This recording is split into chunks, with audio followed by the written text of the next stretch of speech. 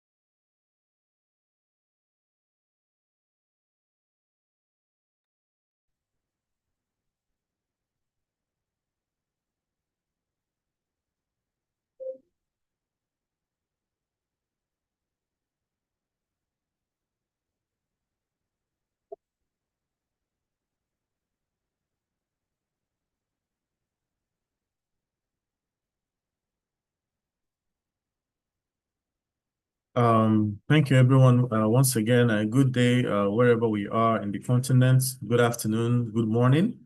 Um, my name is Ebuka Okaja, and I work with Afrexim Bank here under the Trade Facilitation and Investment Promotion Department. Once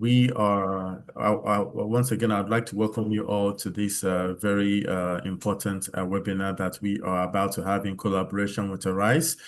It's a great pleasure to welcome you to today's webinar themed Unlocking Industrial Opportunities in Benin. This session is part of our pre-tour engagement under the African Buyers Program, and we are pleased to see you all and the participation across key sectors, namely the textiles, garments, and agro-processing and ceramics. First of all, I would like to let you all know that the African Buyers Program, first, let me dial back from the beginning and talk about Afrexim Bank. Afrexim Bank, we here at the bank, we have a mandate to promote and facilitate intra-African trade. And we have tried as much as possible to breach the market. We have identified the problems that we have in Africa that has hindered trade with cross-border trade. We know that there have been some problems ranging from lack of information to lack of access to finance, infrastructure, and all that. So Afrexim Bank has developed a suite of products, a suite of facilitation intervention facilities that can support and promote intra-African trade.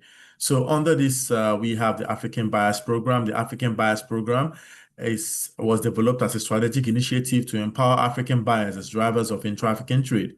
It is designed to bridge the gap between demand and supply by directly linking buyers to credible industrial sources across the continent.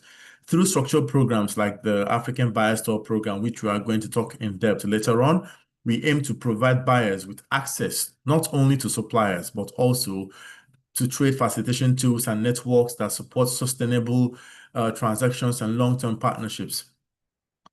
Today's session, in collaboration with Arise Integrated Services and the zone in Benin, gives us a unique opportunity to understand the production capacity, product offerings, and export readiness of one of the West African's fastest growing industrial ecosystems. Whether you're seeking new sourcing channels, you're seeking for reliable suppliers, potential investment partners, this webinar is somehow curated to deliver a real and practical value. We also want to use this platform to thank Arise for their continued partnership and commitment to advancing industrial trade within Africa. So I would like to dial back and talk about the agenda for today, what we have planned for us today in this meeting. Firstly, we are going to talk about the African Bank Buyers Program. Then we will let the Arise Integrated Services give us a brief of what they do. Then we are going to have then the sector focused presentations. After that, someone from the bank here, my colleague, who is going to introduce himself later, Mr. Victor, is going to talk about the African Bank financial facilities and how this financing facility can support the trade. Because what we are trying to do, as while we make these linkages, we also want to provide, facilities, not including financial facilities that can support this trade. And after that, we're going to have a Q&A session where we can let you ask your questions depending on what you want to know. Whoever is in charge can provide the answers for you. We want to make this as short as possible because we know we all have different things, different businesses that we can get back to. So I wouldn't want to take your time in this presentation or in this webinar, but we hope that we can get the best out of it. And thank you. So I think we can start by introducing the panelists and people who are in this webinar who are going to speak. I want us to first of all introduce ourselves so we can at least know what we are here to do and what we are here to offer to the participants. Thank you. First, like I said, my name is Ebuka. We're going to start from African Bank and then dial back to Arise. My name is Ebuka Okaja. I'm the assistant manager under the African Buyers Program, under the Trade Facilitation and Investment Promotion Department here at African Bank, and I'm pleased to meet you all. Thank you.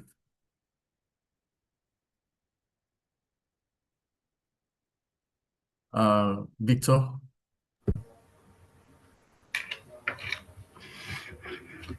Hello, everyone. My name is Victor Muketa. I'm an assistant manager in the bank's trade, investment, and corporate finance team, specifically working in the investment and specialized finance unit.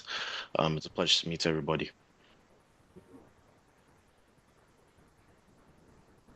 All right, we can move to Arise. Please, if you can introduce yourselves before we start. Thank you very much.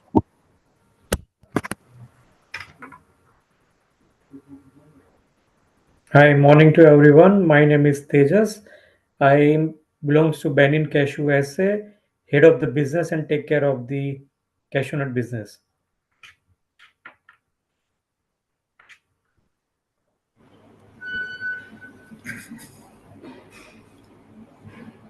Hello here, my name is Arnold.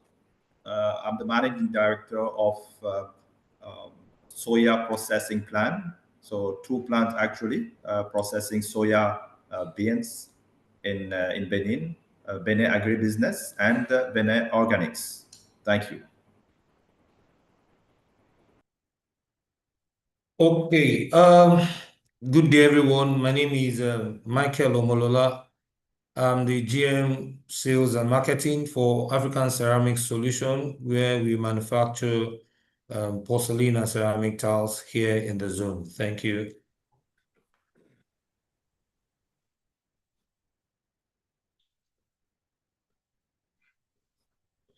Hello, good morning, everyone. So myself, Vikas Buddhiraja, and I'm Chief Marketing for Textile and Apparel Projects of Arise Group. So we have currently a few textile mills and garment projects which are running in Gloji Bay Industrial Zone, and I'm in charge for the marketing of the same. Thank you so much. Looking forward to a great conversation.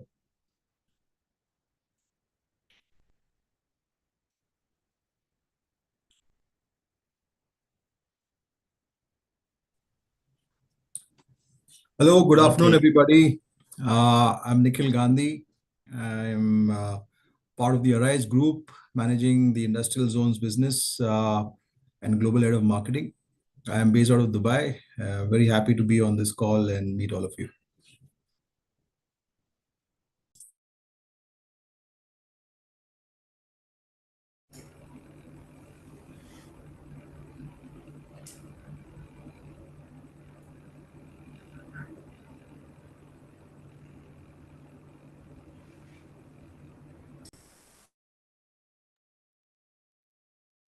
Thank you, Arise, and thank you also, fellow buyers who are here. Like I said, the intention and the objective of this webinar is to, provide information based on what Arise has to offer. As we are planning to facilitate a tour on their facility, we want to use this platform to, create the awareness and also let you know what they can offer.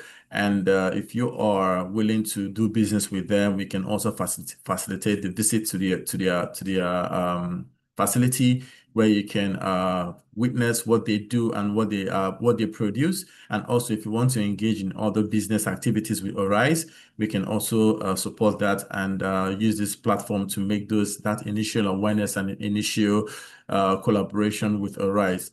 And I hope you can see my screen because I'm sharing a document. Please let me know if you can see my screen, my fellow panelists. Yes. Yes. Okay, thank you very much. Going forward, like I said, we want to talk about the African Buyers Program and why we are doing what we are doing right now. The African Buyers Program, like I said, is an initiative developed by the African Bank. This program is supposed to drive intra-African trade through empowering buyers, empowering businesses. African Bank has realized that most of the buyers or most of the businesses in Africa usually, if you look at this diagram, you can see that most buyers or most businesses usually import commodities or things they need for their operations from outside Africa as a continent.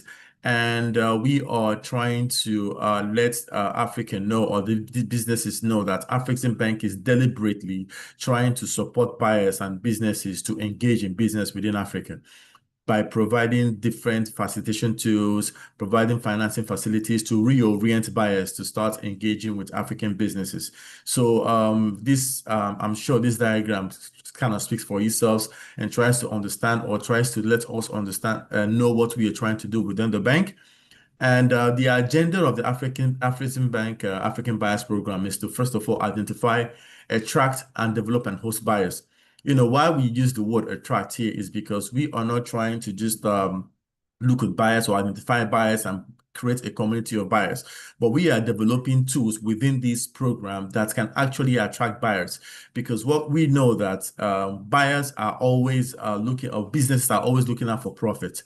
So if we don't channel this business, build a model that can be attractive to buyers, it might be difficult for us in identifying buyers across Africa, because we want to use this to create an effective demand for African Caribbean goods and services to facilitate intra-African trade under the AFCFTA.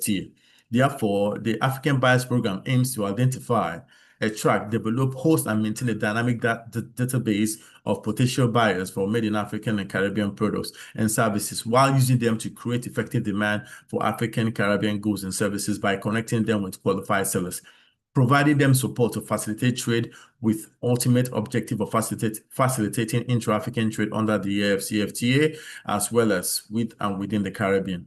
The African Buyers Program was officially launched during the last IITF 2023 I can also use this platform to invite all of us to the next IITF, which is happening by September from the 4th to the 10th in Algiers, Algeria.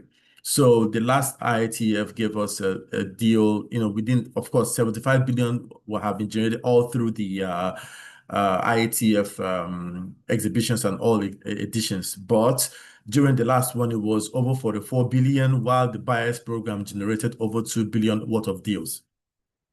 Now, going forward, why Afreximbank is doing this, because we have identified the role that buyers play in driving intra-African trade. They hold the key to unlocking this trade, because we know buyers are major drivers of trade, empowering them to empower, trade itself. Intra-African trade excellence is the compass guiding Africa towards economic prosperity.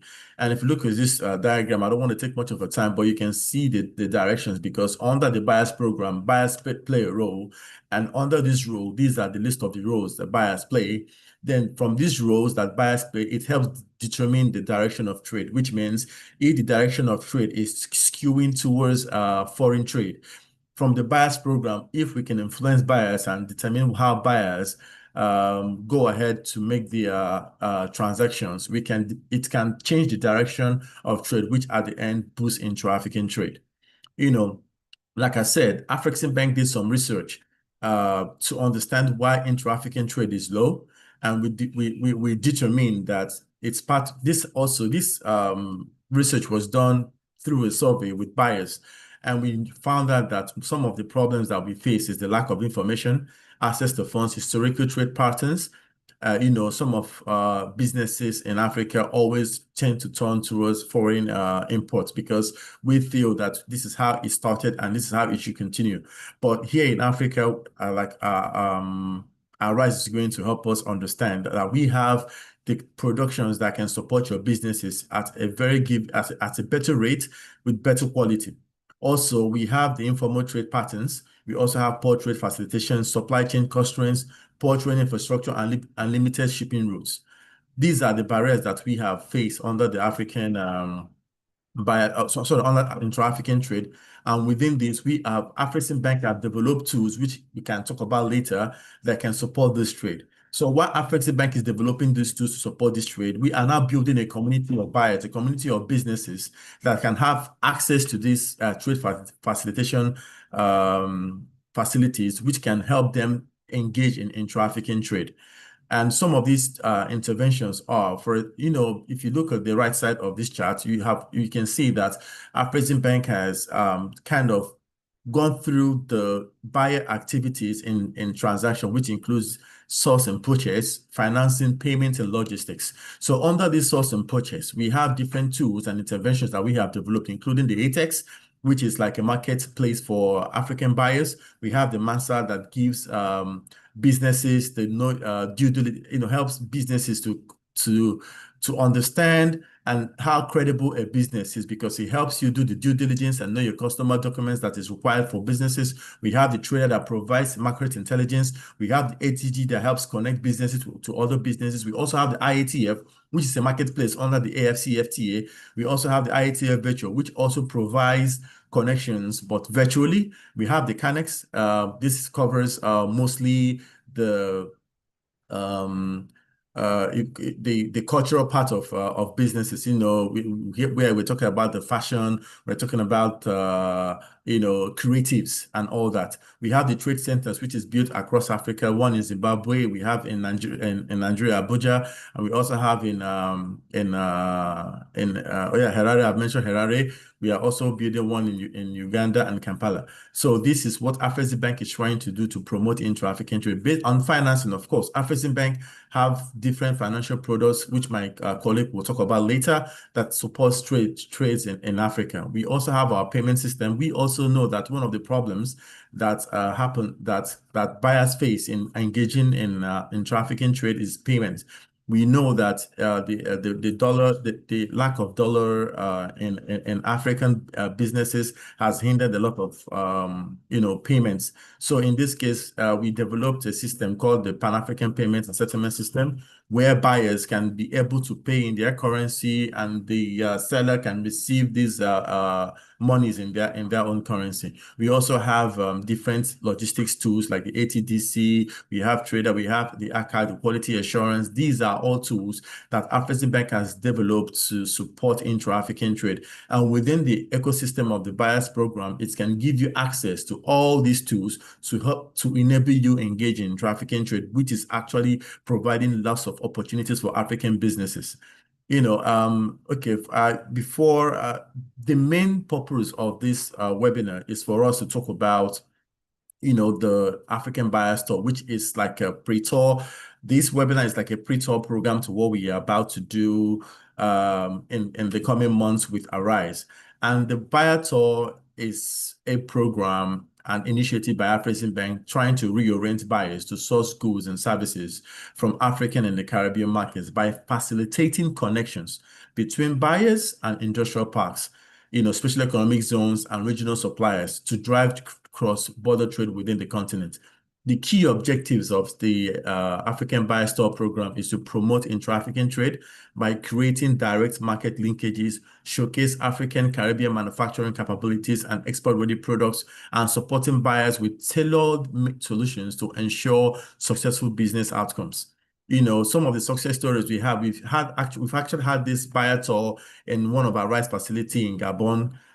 We took some buyers from across the continent, and we had a Kenyan buyer who is still sourcing his products from this rice facility. In fact, as of 2 months ago, he also made some order from this facility. Also, we have also sponsored some buyers to the Zimbabwe Export Week, where they had connections, and over $50 million worth of trade was generated through this buyer tour program. So this is exactly what the buyer tour program is supposed to help us do now. But because of how the lessons learned, we are trying to create an awareness for the buyers who are interested. So once Arise makes the presentation, then we can understand the buyers who are interested specifically for what Arise has to offer. Then we can make those connections or facilitate those visits. And the benefits of the Afreximbank Buyers Program includes the access to trade finance facilities. Like I told you, buyers have access to trade finance facility to facilitate these kinds of trade and transactions. Also, buyers have access to Afreximbank trade facilitation services. Like I said earlier, all those trade facilitation services that have been listed, you can have access to them. You have access to trade and market information. We make twinning and matchmaking services, access to Afreximbank Trade Gateway, that is the ATG, while buyers are also sponsored and invited for the Intra-African Trade Fair that is upcoming. So finally, on this Afreximbank Buyers Program, the key takeaways here, I want us to know that buyers are pivotal in advancing intra-African trade. This has been recognized by Afreximbank. This is why Afreximbank is trying to play a role in empowering these buyers to enhance trade potential in the African and the Caribbean.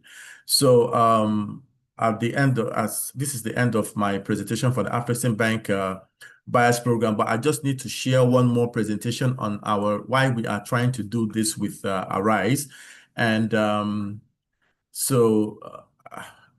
please confirm if you can see the second presentation that I'm sharing right now.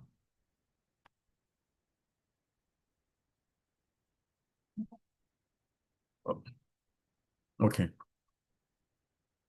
So on this presentation, we are trying to leverage Arise's strengths to bridge trade barriers. And we know when you talk about Arise, we are talking about strengthening supply chains. We are talking about enhancing products, standardization and compliance. We are talking about reducing logistics and transportation barriers. We are talking about enabling access to trade and finance and trade facilitation. We are also talking about driving industrialization and economic growth. This is why Afreximbank is working in partnership with Arise, because to actually achieve all this in intra-African trade, Arise as a business or as a platform provides access to these trade facilitation services, which can enhance buyers' role in engaging in this trade. You know, some of us, some of the buyers have suffered in finding the correct market or find the correct partners that can help you in making all these imports or making all these kinds of trade. But Arise has streamlined the process, has streamlined their production capacity, and also has streamlined everything that has to do with trade in their facility. So doing business with Arise, it makes it easy for you as a buyer or as a business to be able to engage and identify the kinds of materials that you need for your business. So I can leave it here and thank you. I'll call on my partner. We call our partners in Arise to go on and present Arise while we talk about the specific sectors later. Thank you very much.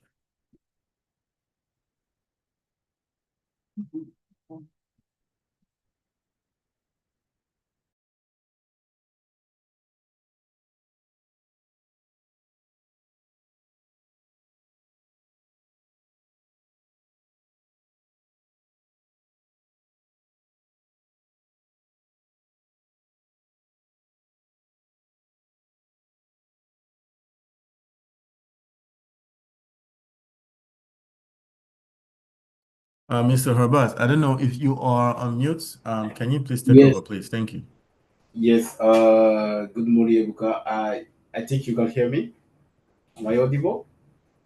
Oh, yes, we can. Okay. So I will ask you to remove your what you are displaying. Then it will allow me to.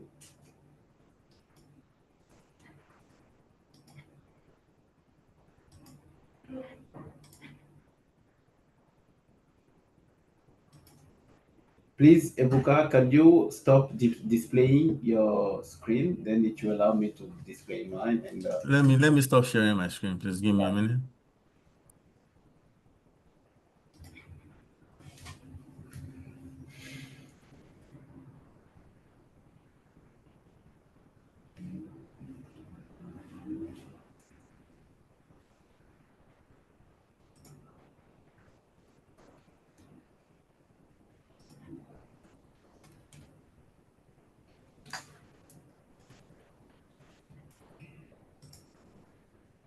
So how about you can go ahead, please, and share.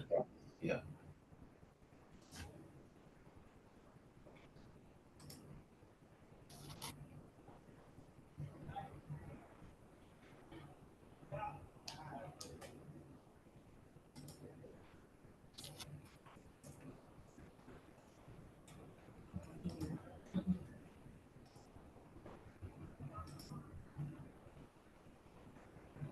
Ebuka probably there is experiencing technical issues there. Please tell me when you can see my screen. Yes, we can see your screen. Okay. Good morning, everyone. I will try to explain what Arise is doing, what is the right vision, where we are present, and what we have done so far in Africa to impact and participate to the development of the continent. So, Arise IIP is owned by Equitel, management vehicle established to transform Africa into the world's new industrial powerhouse through a sustainable approach. We have Africa Finance Corporation. Okay, institutions retain significant Pan-African reach in conjunction with privileged access to local government and global financing. And then AfriExim FIDA, financial institution with an impact-led medium-term strategy focused on Africa's industrialization, export development, and prosperity. What is Arise Group unlocking Africa's potential? Our vision is to turn Africa into world's sustainable manufacturing powerhouse. And how we do this with countries? We start with the PPP, private-public partnership with the government. We design, finance, conveys, and operate full integrated industrial ecosystem across Africa.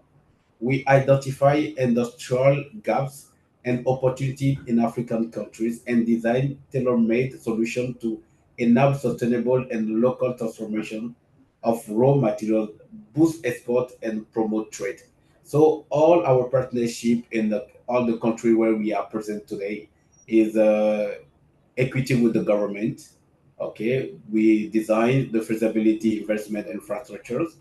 We participate to the raw material supply with the skilled laborers and everything. And this is the model that we set up in all the country where Arise is present today. And if you can see the Arise IIP Africa footprint, we are present in several countries like Gabon, Togo, Benin, Rwanda, Chad, where all the industrial zone already operational.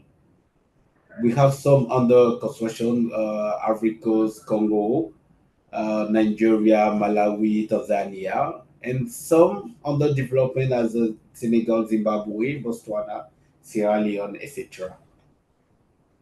Coming to the country wise, you can see the first economic zone developed by Arise is Gabon Special Economic Zone, and the other was splitting on the model. You can see that is JV between the government and the Arise, and here you have 38.5% of Gabon government and 61.5 for Arise IIP.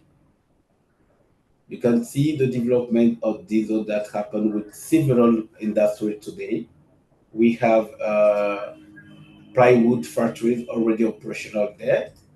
We have glue manufacturing, particular board, paint, polish, several industries already operational in Gabon SEZ zone. We have one of the lectures wood manufacturing in Gabon with showroom across the world. One in Dubai, one you have see this in Miami, Florida, and also as you can see here, we have traceability because we know that we are, of course, processing all our raw materials in Africa, but we are targeting and we also want to impact the world market. So for that, we take all the disposal to adapt the finished good to the eligibility of the world market. As we are also working on the carbon footprint, we take all the disposal to focus on the sustainability of our zone to reduce the carbon footprint and allow and protect the environment. Since everything we are talking about industrial development, we take all the disposal to protect the environment too by taking all the certification that we did, like ISO carbon emission accounting and verification, to make sure that we align with the world market rules. Apart from Gabon SEZ, we have Benin and Togo SEZ, as you can see here. Benin Industrial Zone with around 1,640 hectares. Out of that, 400 already developed. Okay, focus on cashew processing, cotton processing, shea processing, frozen pineapple and juice, soya processing, oil and cake. Same with Pia in Togo, 455 hectares to be developed. Focus on local processing, soya, 100% transformation of teak wood, maize, milling, corn, etc.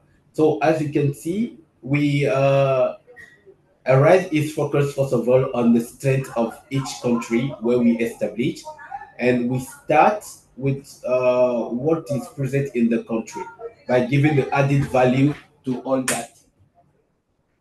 So after that, we focus on import substitution product by encouraging the manufacturing and also recycling to make sure that we really align with the most category of processing factory that can participate to the development of Africa.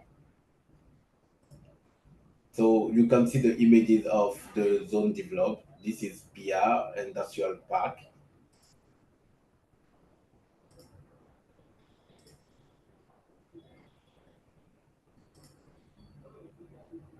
Here you have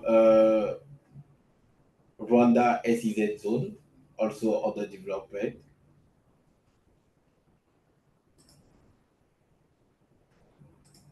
You have Ivory Coast Industrial Zone, Congo Industrial Zone. So these are the images of all the zone that we are developing and the state of development till date. Apart from that, we have how we support investors, the infrastructure facility for customers. So our investors that represent our customers, we take all the disposal to make their life easier in all industrial zones that we are developing by setting up the ready-made built-up plot ranking from 0.5 hectares to 30 hectares. We have warehouses developed. We have power connection availability, water connection. We have raw materials supply. We have commercial zone to bring closer to the industrial park all the business services that may support the industrial park. We have the container yard to facilitate all the import export operation. The single window clearance to facilitate the approval that all our customer needs to operate without not having a big headache, big issue with administration and the country where we are establishing. We have the value added services, we have truck parking, all those facilities to make the life easier to our customers within all the industrial parks that we are developing. Here we have a list of our clients till date. 7 billion USD estimate investment with 500 plus company on board till date, 19 nationalities, 47 industry sectors, and 50,000 plus jobs created so far. Our sustainability pillar and the contribution to sustainability development goals.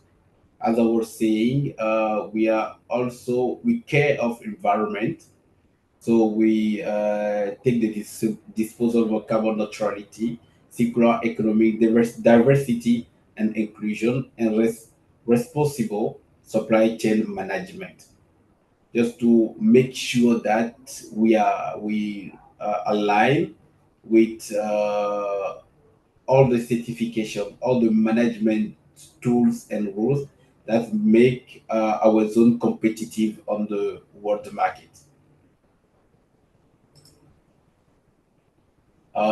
Here you have the award and the reward that we Arise has granted with so far. ESG ranking award and reward on one two environmental finance award. So that shows that Arise is doing all the effort to really follow and align with environmental care. So this is roughly what Arise is doing so far, where we are present, and what is our vision for Africa. Hope I'm audible. Thank you very much for listening.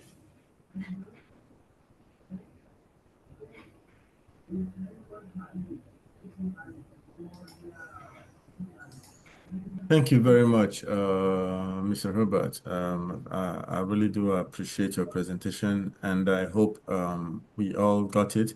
Our questions will be taken after the presentations by all relevant parties. And also, Mr. Letonji, please, if you have, before we continue, we have interpretations for French and English. Please, if you are looking to, if you want interpretations in English or in French, just go to your Zoom platform. You see and the button interpretation. If it's not there, you can click on more, and you can see the button interpretation. Select the language that is most preferable to you, and we can go ahead. Thank you very much. So, Mr. Letinji? Yes, hi, Buka. Thank you very much for the introduction. You're able to hear me, right? Yes, we can hear you. Okay, very good. So I'm going to share my screen.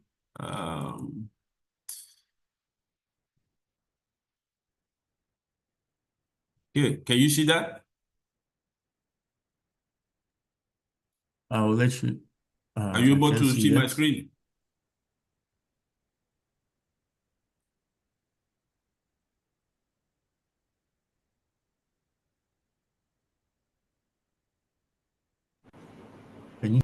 No, we can't see from here. It's coming. Are you able to see it now? It's just okay. Yes, we can see now. Please go ahead. Okay, thank you very much. So after Herbert, I'm going to present GDIZ, which is Glodigbe Industrial Zone. Glodigbe Industrial Zone is a joint venture, again, between Republic of Benin and Arise.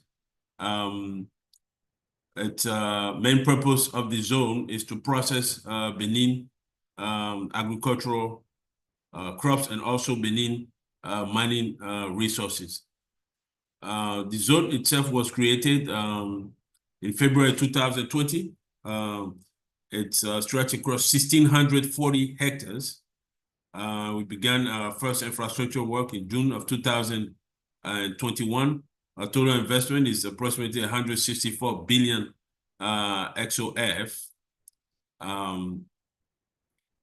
So main vocation of the zone is to promote and attract investment of all types, agricultural, industrial, and commercial, and services to attract foreign direct investment and also local and African investment to also promote the development of natural local natural resources and mining resources, and develop the industry of manufacturing first, second, and third transformation, and also increase productivity, competitiveness of made in Benin product.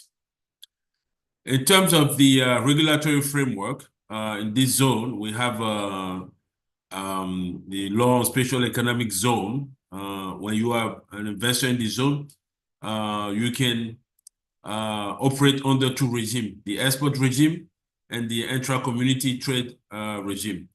Regardless of the regime that you are in, you enjoy a complete exoneration of all taxes and duties when you import your equipment to set up your factory. And also, when you begin a production, you enjoy tax break on your revenue for a period that varies from 0 to 17 years, depending on the regime that you're in. We also have a lot of other benefits, such as, for example, you are free to repatriate your income, your dividend. You are free. You're going to have a green channel when you import your equipment and also raw material. You also, as an investor, enjoy a 5-year resident permit, which is delivered within the zone. In terms of the infrastructure that we have today in this zone, we have,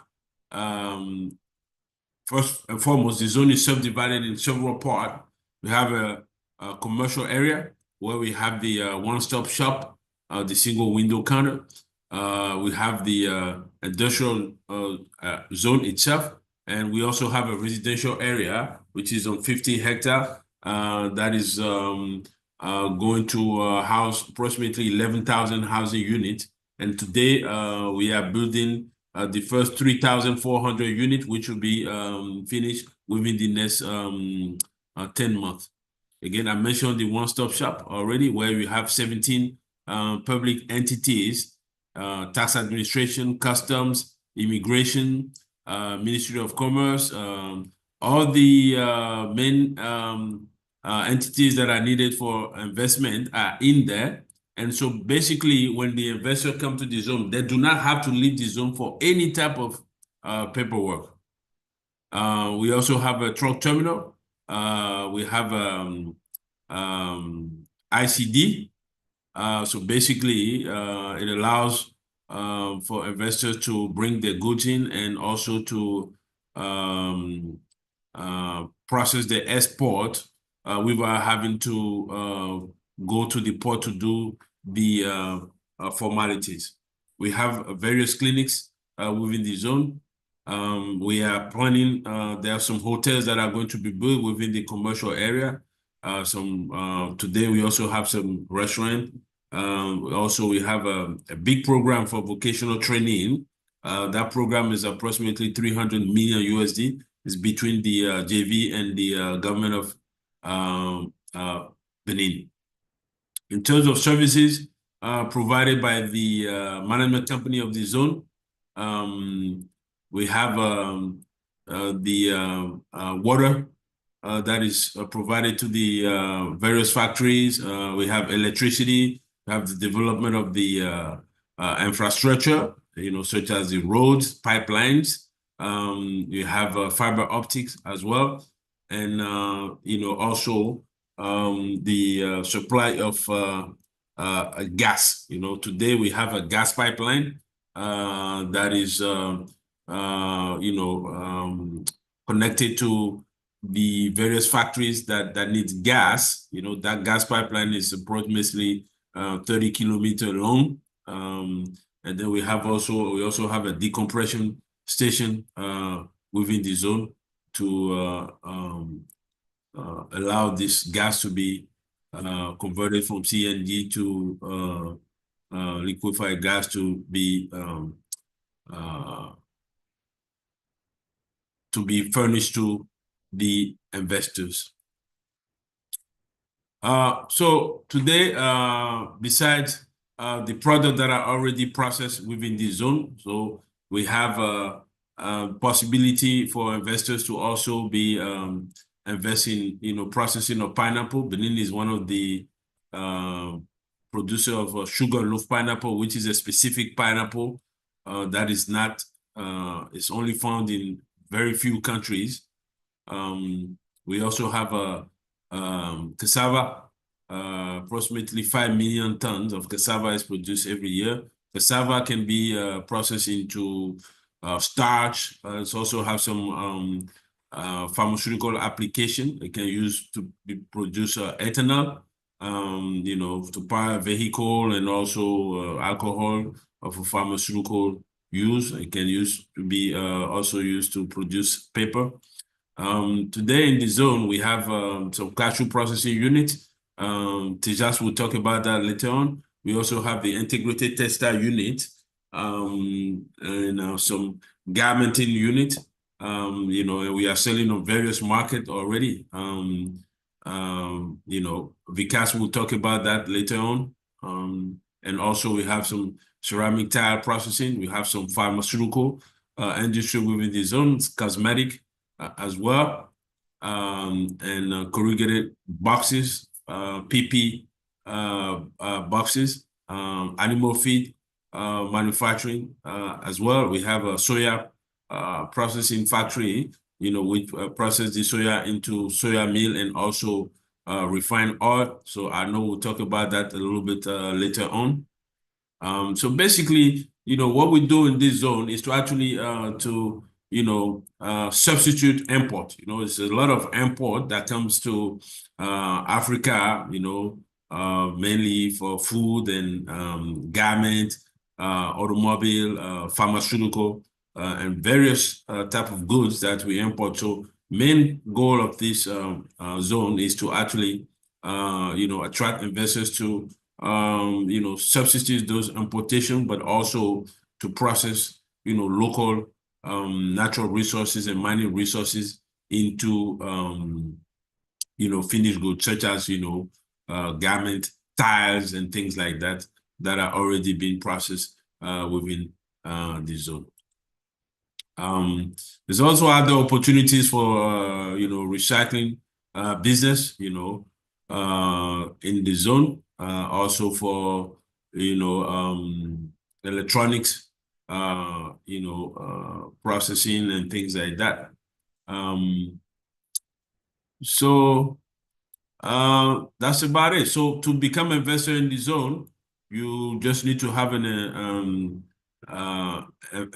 industrial investment project, and project is study by the zone, and then there's approval that is given.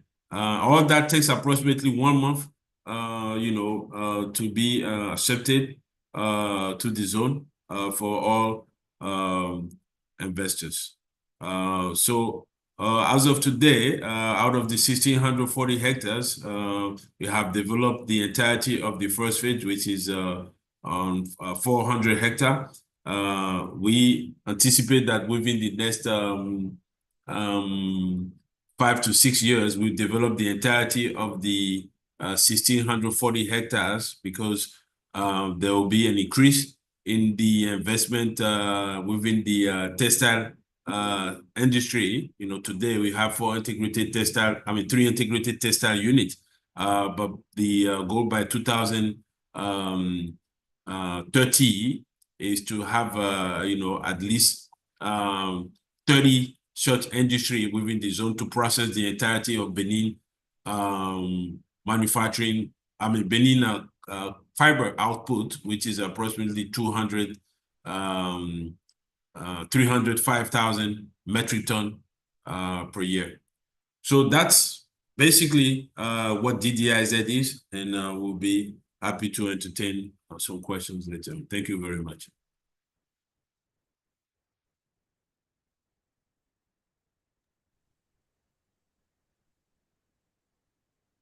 Thank you very much, Mr. Letonji.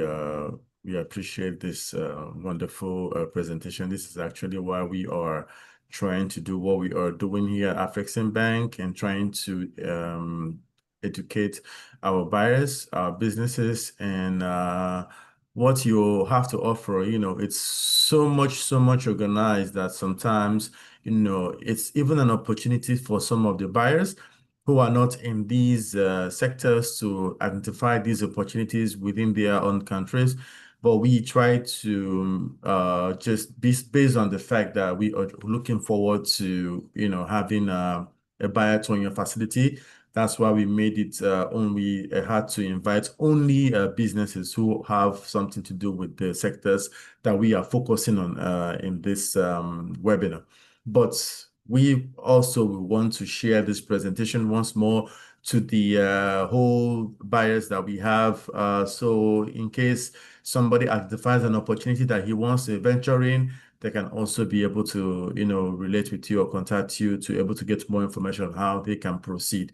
So we will like to move to specific presentations on these sectors that we are covering today, which is the ceramics, the ceramic tiles, the textiles, and also we have the agro-processing, which is the cashew. But we want to start from the textiles, garments. Please, Mr. Vikas, if you can help us go through this, we'll be glad. Thank you very much.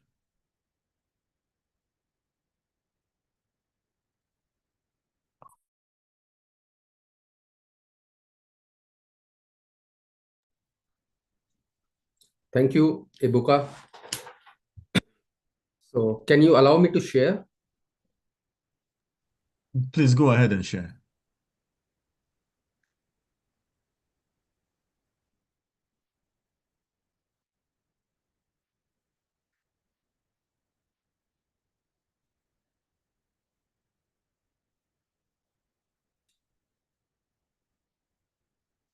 Is my screen visible? Yes, very visible. Thank you.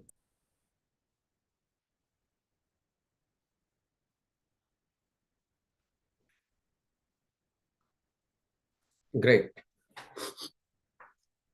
So, good morning, good afternoon, everyone.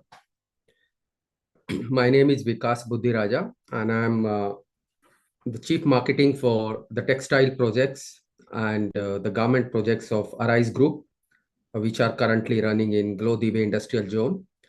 So I would cover a couple of things. Like, first of all, I'll cover the entire textile ecosystem, which we have developed in Glodibe Industrial Zone. And then I would dwell upon the opportunities which many investors or many buyers would be seeking from the Glodibe Industrial Zone in terms of investing something into the ecosystem, or they want to source some products out of the ecosystem. So both of them I'll be covering. So currently, we have a Benin Textile Corporation, which is a vertical integrated textile unit, which is producing knit fabrics, yarns, garments. And then also we have standalone garment factory, which is under CP Benin. So we have that standalone garment factory as well. And at the same time, we also have a home textile factory, BTEX, which is also already operating. So these three units are currently operating out there in Glodibe Industrial Zone. So I would dwell upon their products and how we can go further. So I think this particular part about the structure of or the equity stakeholding of Arise, I think, is already covered. So I'll skip it. I'll skip it. So let's go like what is the main factors why the textile industry is getting developed out there in Benin? What are the key factors which are pointing to that? One is the availability of raw material. So the cotton fibers which are available in Benin, so they are of textile grade. They can be used to produce any kind of textile material. So that is one of the reason that we as group have thought about developing this ecosystem out there in Benin. So cotton fibers, which we call it as white gold, which is one of the most lucrative commodity Benin has, and which is quite sustainable. So that is available out there in abundance. So if you talk about the entire world is producing around 25 million tons of cotton.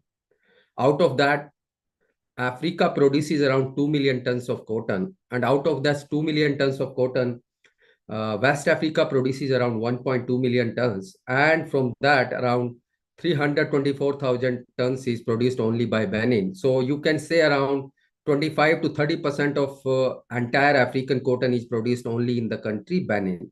And that is making it class apart, one of the lucrative option to develop a cotton-based vertical supply of textiles. Then they also have a reasonably good manpower, which is ready to be employed for meaningful employment. So that is also one of the pointer. Then they have preferential trade agreements as a country. They have AGOA benefits where any products going out of Benin and exported to US is duty-free into US, which is a saving of close to 17% for 100% cotton garments and around 32% for polyester made garments, which is a big number for any buyer to buy from Benin. Then Benin also have with the European Union, which is under REC certification, under EBA, they have zero duty agreement. Then specifically Benin strategically positioned that they are quite a near-shoring option where the consumer market of Europe and US are quite near. So the logistic cost as well as timelines are also attractive to the buyers.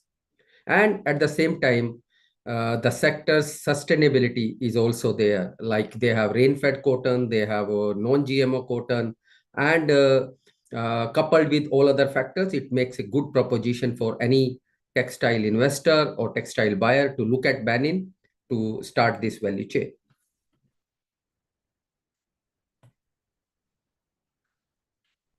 Can you see my slides are rotating? Yes, we can see your slides. All right. So this is actually the value chain of cotton, and how, as we add the value to the fibers, how the entire value chain is moving up. So if the entire West African markets, they are producing 1 million tons of cotton, which contributes to $2 billion of the entire turnover. Whereas if we make the yarn, it rises up to 3.4 billion. And if we make the fabric, 5.7 billion. And if we make the dyed fabric, 9.3 billion. And then if we make the garments, it contributes to close to around $20 billion of FOB value of garment. So it is always advisable that more we rise up the value addition ladder, we are going to gain more as an investor. At the same time, the country as such will also be gaining more. So this is one of the yardstick while we have developed this cotton supply value system out there in West Africa, specifically in Benin, that this particular ladder is quite explanatory. So one of the strategic advantage which I mentioned before, that apart from the logistics nearshoring option as an attractive manufacturing destination, it also has very low carbon footprint. When it comes to Europe or US buyers, they are looking at how much is the carbon footprint of a product made out of Benin versus a product made out from the other Asian countries. And with that, Benin scores a good score. It is almost 60% less carbon emitting destination than any country in Asia. So because of the nearshoring, because of the closeness to Europe and US markets. So this advantage is also attractive to many US and European buyers to buy from West Africa and specifically Benin. So this slide is again showing the impact of carbon and how the carbon effective or carbon efficiency brings into the products. So now coming straight to the mills which we have, which we are operating out there. So we have cotton coming from the farms. Then we have a spinning capability where we are doing the spinning, then knitting in-house. Thereafter, we do the dyeing, and we have all the zero liquid discharge processes where we are treating the wastewater, which is coming out of the production processes into, we are recycling that into fresh water, and then again reusing that reused water, I mean the fresh water again for the processes. So we are hardly using the water resources of Mother Earth for processing our textiles. So that is one of the a good feature these countries and these projects have in specifically in textile value chain. So what is our impact is that we are currently employing close to 15,000 people. Then we are skilling those manpower. Then we are doing it in a sustainable way. And it is creating value for all the investors in terms of returns, as well as for the country, for the people in terms of employment, for the country in terms of revenues, and the entire ecosystem. So right now we have a knitting mill, which is producing close to 20 million pieces per annum. We have the first company, which is Benin Textile Corporation, which is producing around 20 million pieces of t-shirts, polos, joggers, leggings, nightwear, all kind of textile products, which are from knit segment. Then we have STB, the next company, which is next factory, which is coming up, which will be operational next year, and which will also be creating around 20 million pieces of garments, mainly polyester garments. So we are not only focusing on cotton supply chain, but we are also integrating polyester supply chain, because today in sports wear application, we are using most of the polyester fibers. So that's why we have developed this mill, which is going to be operational next year to produce polyester garments as well. So cotton as well as polyester, both the streams of textiles will be covered in Glodive industrial zone. And then we also have a standalone garment factory, which is currently operating and which is producing close to 10 million pieces per annum. And that particular unit is the one which we started around 2 years back, and where we started skilling the Beninese workforce. And today we have more than 6,000 to 7,000 Beninese tailors which are operating on those sewing machines and converting these Beninese cotton into finished garments. We also have a lot of value additions in the zone, like we have striping possibilities where the stripes on the garments are there. We have also the yarn dyeing facility. We have the garment wash facility, various sort of prints, embroidery. All those processes, value-added processes, are also being built up out there. So in nutshell, we have the complete ecosystem from fiber up to finished garment in Glodibe Industrial Zone in terms of these mills, in terms of the garment factories. And apart from our own Arise Group's garment factories, we also have a couple of independent investors who have come up in the zone, like Noveria Textile. So the investor is not basically from the textile background, but seeing the lucrativeness and seeing the attractiveness of this particular segment, he is planning to set up a garment unit, and that unit will be operational by end of this year. So he is going to come with a sort of financial support, and then he is going to take technical assistance from the zone itself to establish that mill and to operate that mill. So while we are talking about our own investments, there are independent investors who have also invested in the zone into textile and garment space. So these are some of the capabilities of our spinning, like we can make any fiber count up to 40s. We can do knitting of single jersey. We can do piqué to make polo shirts. We can do all the dyeing, processing, printing, everything.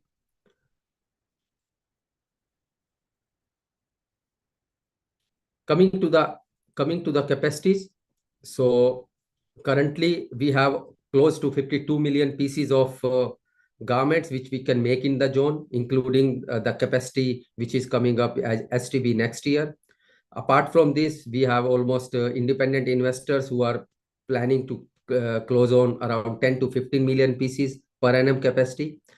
And next year, we are projecting almost 100 to 150 million pieces of capacity our zone would have, including our own investments as well as independent investors' investments. So it is going to be the biggest in entire West Africa. And we are looking forward to, by 2018 or 2030, we would have a very clear first three rankings in entire Africa, barring many other industrialized countries. So the current products in the zone are for kids wear, for adults, uniforms, undergarments. All these products we are making, whether it is shorts, polos, ruffle polos, dresses, sweatshirts, leggings, hoodies. So name the product we are doing. Even we are doing institutional garments, which are for the customs, for the police, for the military. So we are already supplying to Benin military and police, customs, as well as various other departments. We are also having very close, connections now with various other neighboring countries where we are already planning to supply to their industrial sectors or institutional sectors. So these are some of the pictures of the products which we are currently making in all the categories, whether it is a athleisure category for sports wear, whether it is for casual wear.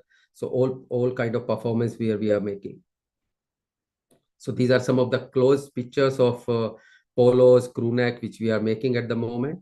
So these products are also for local market, also for African market, as well as for US and Europe market. So which we are also eyeing. So currently from our zones, lot of products are going to US for kids apparel, for adults. So some of the customers which are already there in our zone, it's CNA, Germany, Children's Place, US. We also have FBB, which is a plus size apparel supplier from US. We also have US Polo. At the same time, we have H&M, Jara, as well as El Corte English, which are under onboarding at the moment. Then we have some Polish customers also. So we have quite a good range of customers who have already started buying from the zone, from the international market. At the same time, we are also developing more and more Africa-based customers with the imminent AFTA treaty, which is very soon going to be operational in entire Africa. That will actually be helping Benin to further export to various other African countries which are neighboring as well as far off. So that will also be a game changer actually.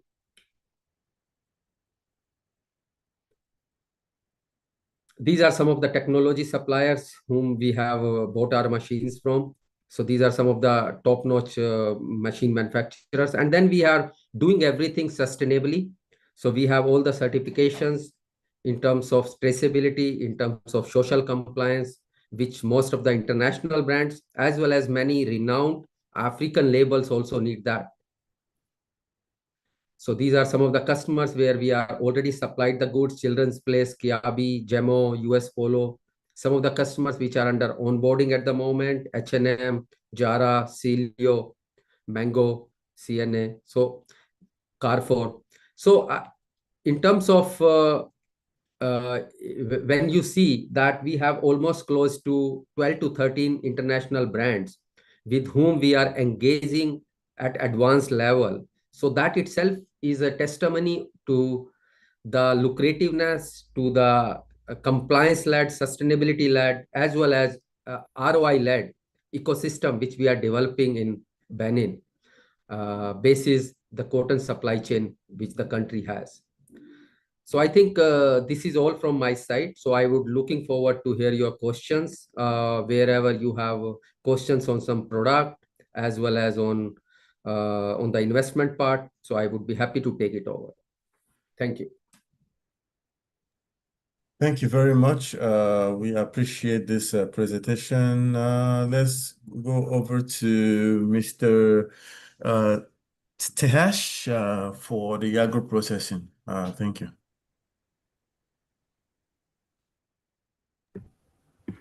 Hi, good afternoon, everyone. Please allow me to share the screen.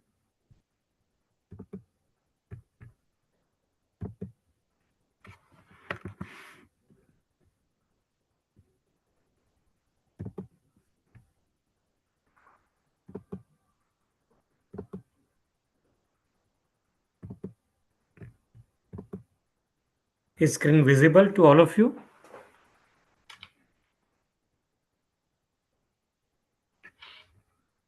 Yes, Hello? please go ahead. Hi.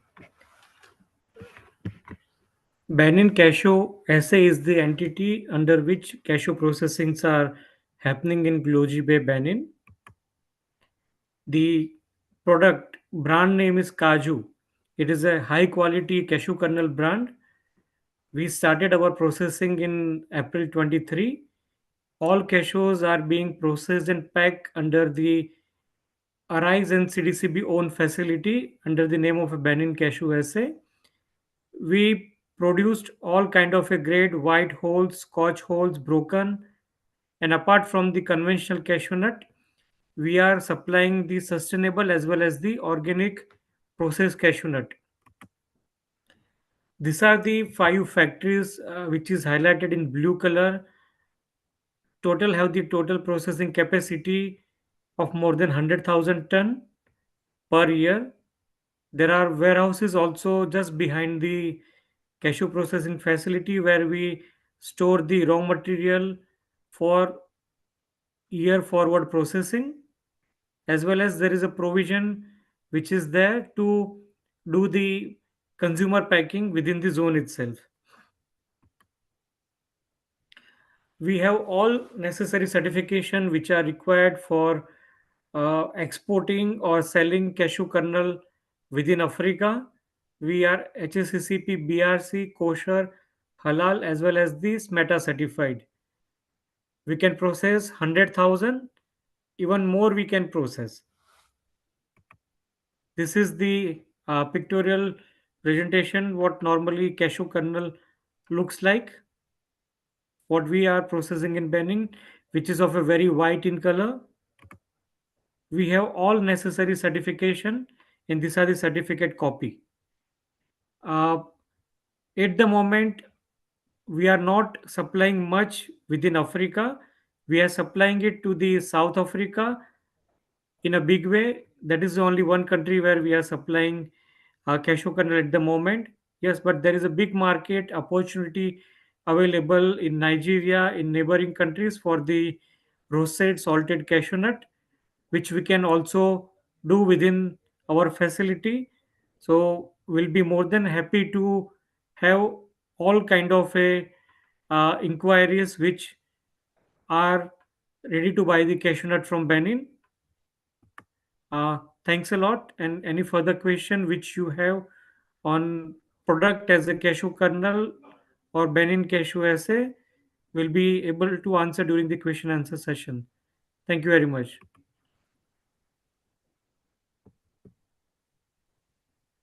Thank you very much, Mr. Tahesh. We appreciate. So finally, let's please go over to the ceramic tiles. Mr. Michael Omolola, thank you.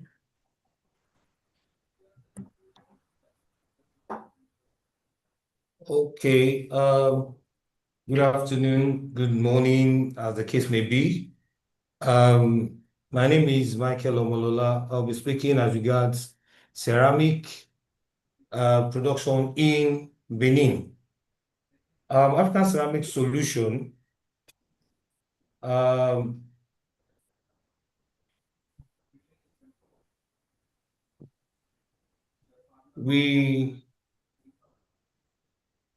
I hope everyone can see the slide. Can we see Yes, we can. Okay. We are actually producing both ceramic and porcelain tiles. The difference between both is that one is more compact than the other. Okay. Now, in this case, we produce both because we have a square area of about 700,000 square feet of the tile, and the kiln that is used for firing is about 200 meters long.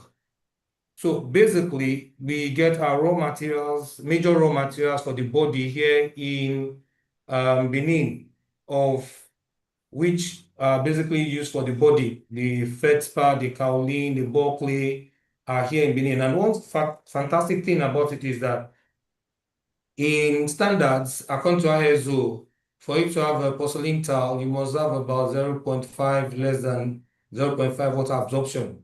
But here we are giving less than 0.4%, meaning that the ball clay here, based on the firing we do, has been able to give us more compact porcelain tile.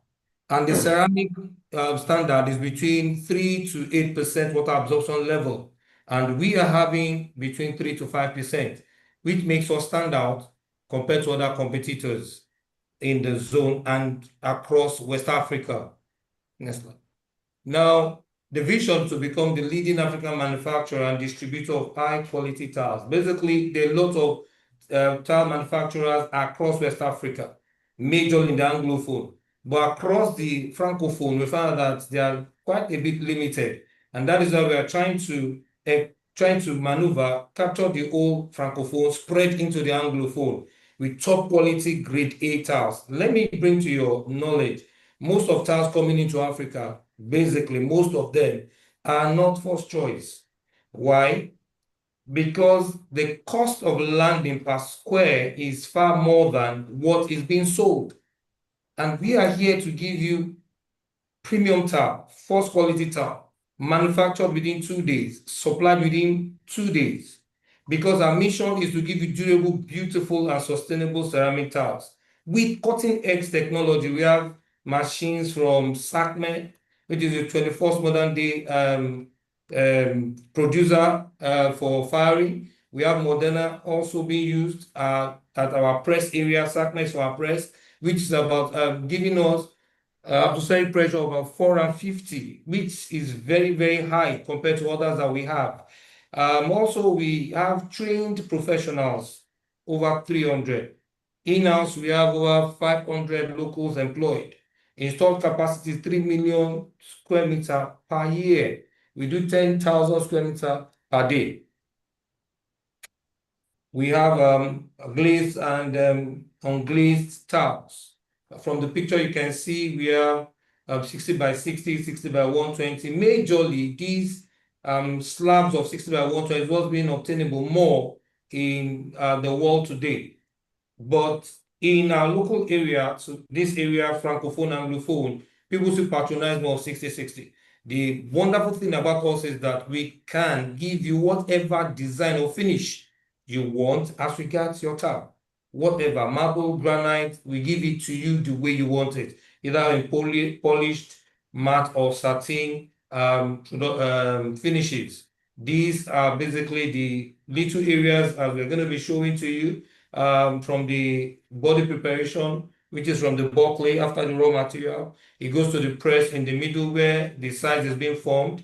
Then it passes through the glazing line to give you a better surface before it goes into the firing. And when it gets to the firing, it comes out in that various sizes. We have certification ISO 9001 for quality, which we strictly adhere to, 14,001, 45,001. Added to it also, we already have the ECOWAS permit, which gives opportunity for goods to be moved between the West African zone with zero duty. So we are trying to make available to anyone or everyone in this line that they can have equivalent of Italy product, Chinese product, Turkish product, Spanish product made with ease here, right here in Benin, in the zone. And to assure you more, many people have taken time to even call in from abroad. I'll give you an instance. Wood parquet of 20 by 120. We are working on it, getting a certification to start exporting to America. Wood parquet 20 by 120.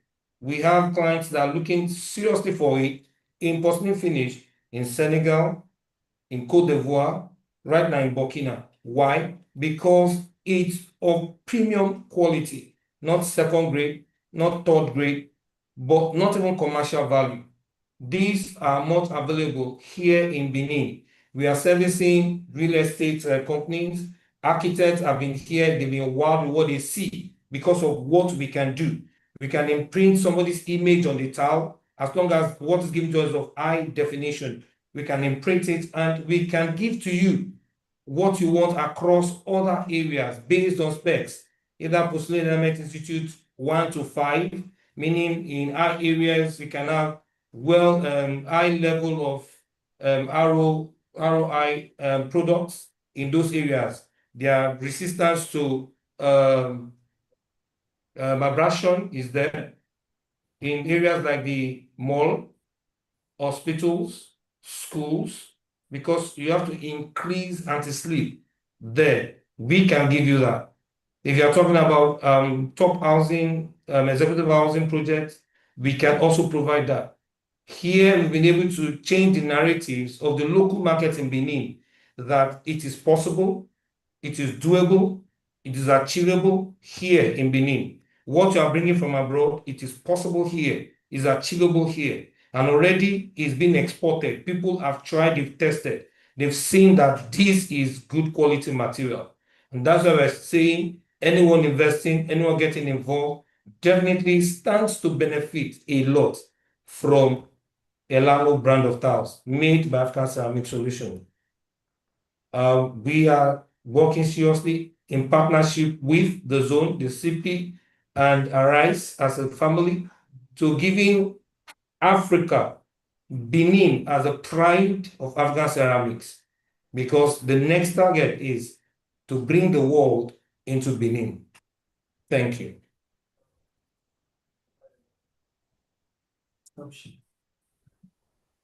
Thank you very much.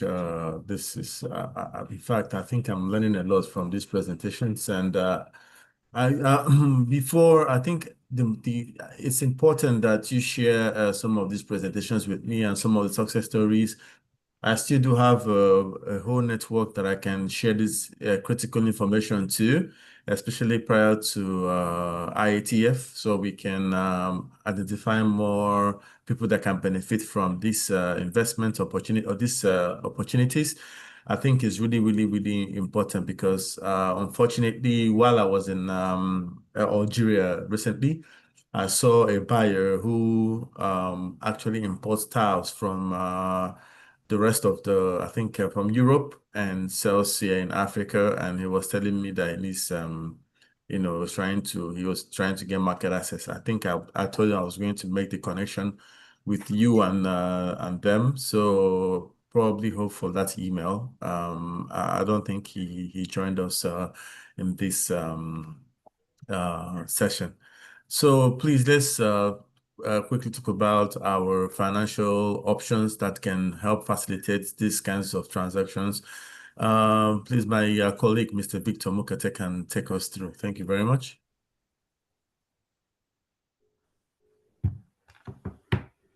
Thank you, Ebuka.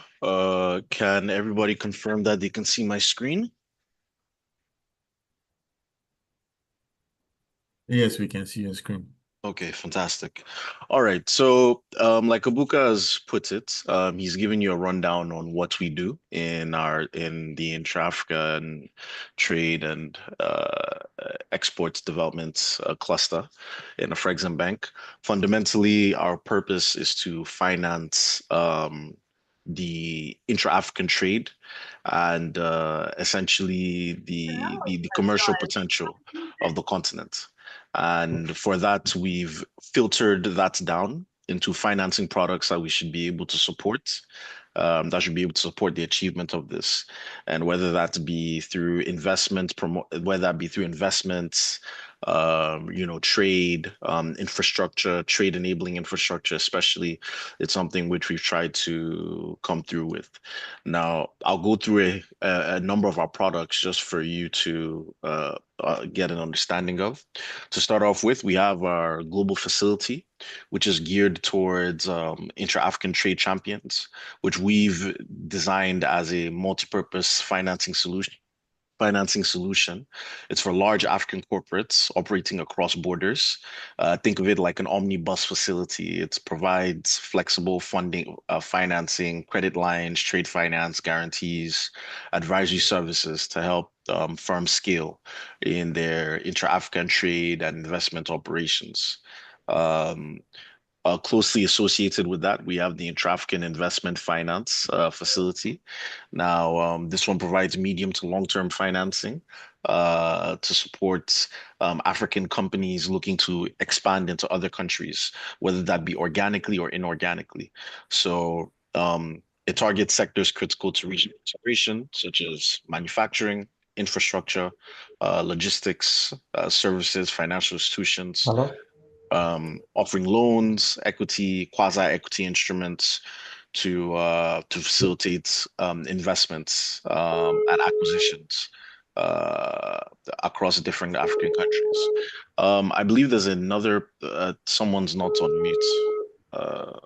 There's some. Mr. Tahesh, I think it's you. You can go ahead. Okay. Fantastic. All right. Now, closely associated with that, we have the investment guarantee facility, which is pretty much the same thing as the Intra-African Investment Finance, but instead of being a funded facility, it's unfunded. In this case, rather than offering direct financing, we offer guarantees against risks such as currency and convertibility, a breach of a contract, expropriation, and this is especially done in fragile or underdeveloped markets, but essentially it's aimed to reduce perceived risks and just to encourage greater private sector investment in the African trade and development space, given that some people might be expanding into markets that they're not overly comfortable with, and they just want a guarantee to ensure that an acquisition or a particular transaction goes through. Now, here we also have our contracting, and we also have our contracting and related guarantees product.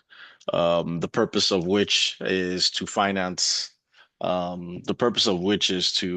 companies that outsource production under contractual arrangements, whether that be as toll manufacturers or contract manufacturers, The facility supports businesses that don't only own production assets, but have orders. They've secured orders or secured contracts that require third-party manufacturing. In this case, we're able to issue bid bonds, performance bonds, advance payment guarantees, retention bonds, and it closely aligns with the bank's EPC financing framework, where we try to support people in this value chain, just to access more contracts for them to win bids and generate more business development, more business for themselves, so that they can come and be accompanied with this sort of financing product. I'm going to speak to our Merchants Marine facility. This is primarily designed for the acquisition of vessels, the acquisition of vessel assets, cargo ships, blue economy related equipment that enables to facilitate sea linkages. So we understand that obviously a key means of travel and transportation on the continent is also via sea. And we know that if this is a means of transportation that we're able to optimize at its peak form, it will at least facilitate trade easily, not only within Africa, but also across, but also in terms of extra African trade as well. It's the same thing with our fleet financing product. This would fall under our automotive strategy program, where we've sort of targeted Africa's automotive value chain, recognizing how expansive its value chain can be, from point of origination, right from when raw materials are extracted, whether that be copper or anything similar, all the way through till the units, that is the semi-knockdown units, are actually put together in the various automotive factories. As many of you are aware, Toyota, Mercedes-Benz, and a few other automotive manufacturers actually have plants in Africa, mostly in Morocco and Southern Africa and South Africa. So where it's possible for us to finance that value chain, we look to come in there for it. We also have our Afreximbank project and preparation facility. So this is both capacity development in as much as it is a financing program, because here we find that there are several projects on the continent that are that not only are in need of financing, but they're also in need of project development. But that also comes with funding, right? So before you actually fund the actual realization of the project, you need to fund the bankability of the project. So that's what this product is. We have a team that's called the project preparation project team, whose job is solely to focus on bankability studies, feasibility studies, and to essentially ready an application to a point where it can be bankable for either the bank to consider it or any other financial institution to consider it. And how it would work is, once we have the study and it's proven to be something that the bank and other parties have appetite for, it's a loan that we give for these studies. And once those studies have been achieved or they've been produced, that loan then comes into the wider loan for the actual project. Now, here we also have a franchise financing facility. These strongly align with a lot of our initiatives. This one is particularly designed to upskill African entrepreneurs and companies in acquiring and setting up franchise operations, whether that be local or international, within the continent. It aims to provide funding for franchise fees, infrastructure, working capital, and initial inventory. The purpose of this is to promote the replication of successful business models across Africa, create jobs, and stimulate private sector growth by enabling access to established brands and existing and operational systems.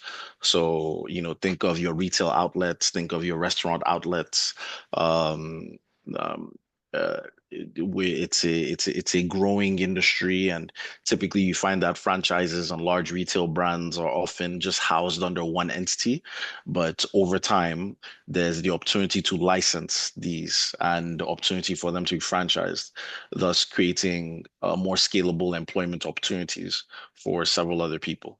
And I think that there's a key opportunity here for us, which is a space that we've been exploring. We've spoken about the contract and soil manufacturing, and the contract agricultural facility. It aims to provide financing to agribusinesses that engage smallholder farmers through structured contract farming arrangements. It offers pre as well as post-harvest financing, input supply funding, and working capital just to anchor firms, enabling them to support farmers with seeds, fertilizers, extension services. The facility enhances productivity. It ensures reliable offtake and tries to integrate smallholders into these regional agricultural value chains and not have them feel left out. And furthermore, we also have our exports trading companies program. I don't think I don't think this was something that was touched on earlier. Okay, well, I think we will get to this. But in the meantime, these are just a sample of our products that we actually offer. But to apply for these, it's very simple. The bank is very open and we're responsive to applications that come through. It's important that you present a brief typically in the form of a deck that summarizes what exactly your project is, introducing the company, your strategic stakeholders, who the proprietors of the company are, what the experiences are, give a brief on the company, as well as touch on the transaction. What is the product? What is the product? What is the amount being sourced? Is it equity? Is it debt? What kind of debt? Is it trade? Is it a trade finance instrument that you're looking for? Is it guarantees? Is it a term loan that you're looking for? How do you see this happening? And if you can offer some collateral, as well as just giving an insight into how you envision this being structured, right? For how long would you want this facility for? What kind of collateral can be put up? What repayment period works with you because of how your company generates cash? It's important for us to get an understanding of that. We need a company that's also been in operation for at least 3 years, which is also evidenced by 3 years of financial statements, audited financial statements. We operate in 54 countries on the continent. So we would definitely need evidence of that you've been operating well. You have no breach. There aren't any cases against you. You haven't breached any laws, and you're compliant with the corporate demands or corporate laws of the country in which you operate. We also need to know what your financial projections are following the facility that you're looking to acquire. As well as we would send this to you, but as well as what the prospective development impact is on the project that we'd be sending. And I'll be sure to send this checklist out to all the entities, all the participants today. Now, I spoke briefly on the export trading companies. The export trading company program supports the establishment of growth companies that aggregate, process, and export African goods, especially from SMEs. We do this by providing structured finance, capacity building, or partnership support. We recognize Africa's export potential. We're all very familiar with the adage of how extra-African trade far outpaces intra-African trade, which hovers anywhere from 15 to 20%. Now, to try to galvanize this and grow this, we've identified some key players who are mass exporters of products. And what they do is they essentially take on the products of SMEs to support them in exporting this en masse to other African countries as well as globally, just as a means of providing them market access and access to financing as well. So under this program, it enables these export trading companies, ETCs otherwise, to source, process, and transport agricultural and manufactured products at a scale by offering revolving credit facilities for inputs, working capital, and logistics. The program essentially enhances market access for producers. We try to strengthen regional and international value chains, and to that very end, also empower SMEs to participate more effectively in intra and extra African trade. So that's just a little bit about what we've done and what's been replicated in the past. We've seen how it's played out in the technology and the automotive space in Japan, and what is done in other countries as well, in Germany as well. And this is just a brief overview on what we do under the ETC space. Technical supports in the form of project preparation, which we explained previously. We have an advisory and capital markets team that's a very strong award-winning advisory capacity, where when awarded a mandate, they're able to support the upskilling and upscaling of prospective export trading companies, such that they should be able to access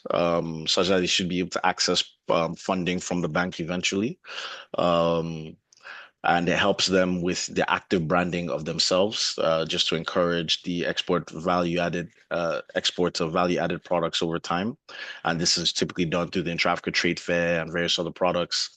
Capacity building, advocacy, and the development of a regulatory framework as well.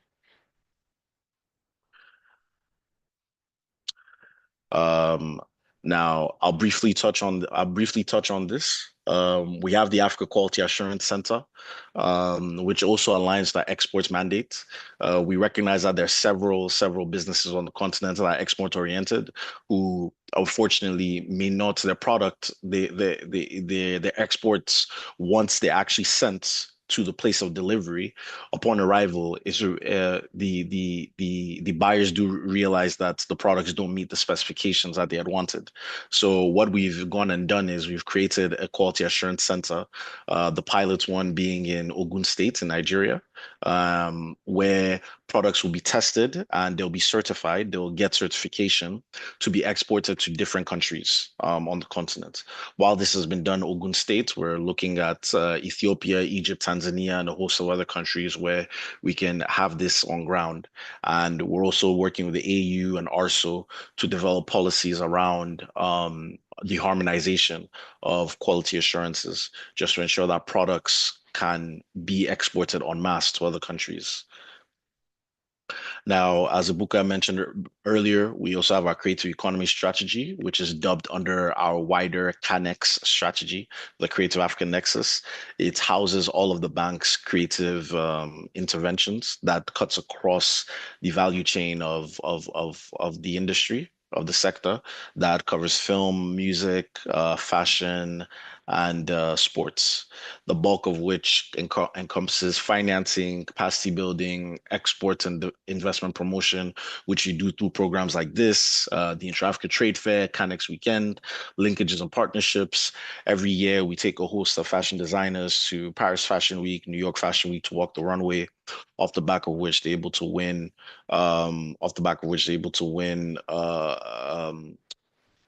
contracts as well as purchase orders, which we're able to come in and finance.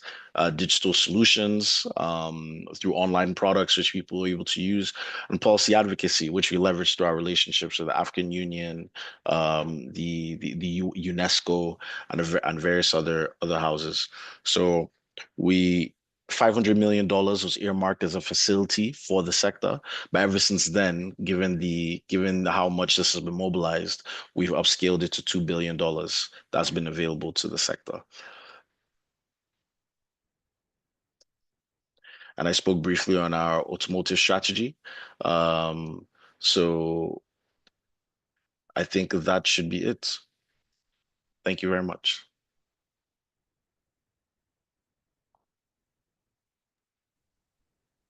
Thank you very much, Victor, and everyone from Arise who have made such a wonderful presentation.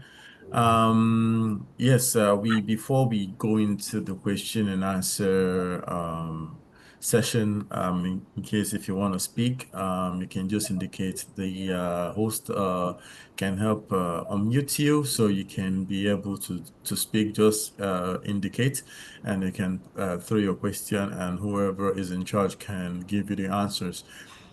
Before we also have some questions here that has been included in the chat, and also we can also touch on that.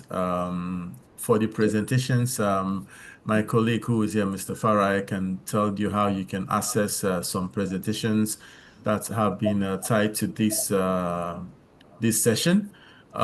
Firstly, I don't know if Mr. Levin is still here. Levin from AFCA Trading Company, Egypt, El Gondi Trading. If are you here? I know he has posted a question for. Sorry, Ebuka, can you hear me? Yeah, I can hear you. Yes, there is one last presentation that have not been done on the soya meal for Benin agribusiness and Benin organics. Okay, please go ahead. I'm sorry about that. Let's have that presentation. I thought we're done with that. Go ahead, please. Thank you.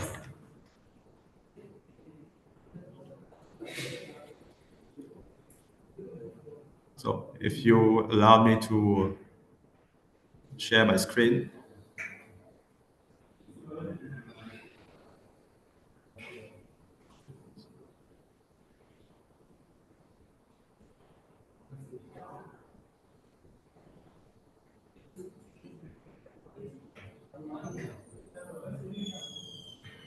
Can you allow me? Victor, you can stop sharing, please. Oh, I thought I stopped sharing. Hold on.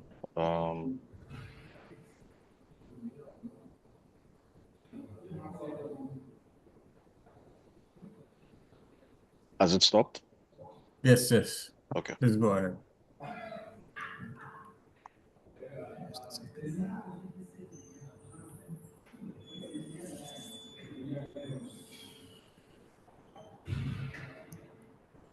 Okay.